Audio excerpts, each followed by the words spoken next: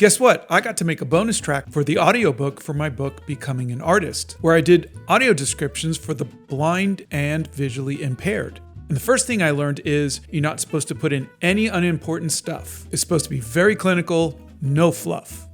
The second thing I learned was it's really difficult not to add any fluff. But Donna and I worked really hard at learning how to make audio descriptions for the visually impaired, and I think we did good. I hope we did good.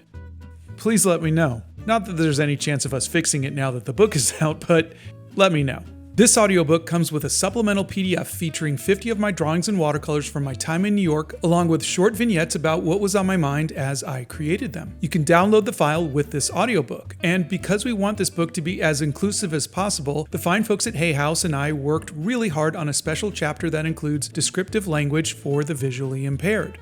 Jackson Pollock, Autumn Rhythm.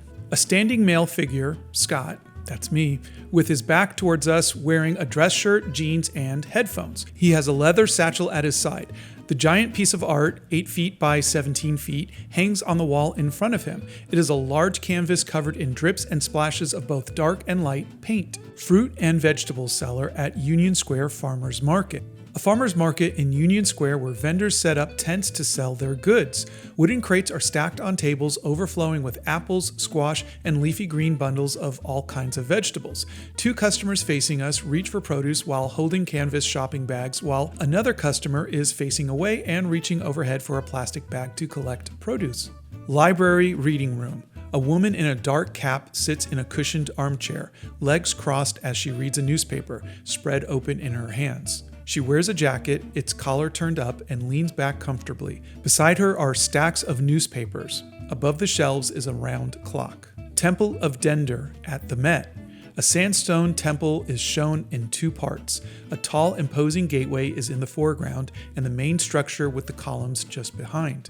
The gateway is a massive rectangle built from large stone blocks with long carved stones across the top. Faint carvings are along the top edges.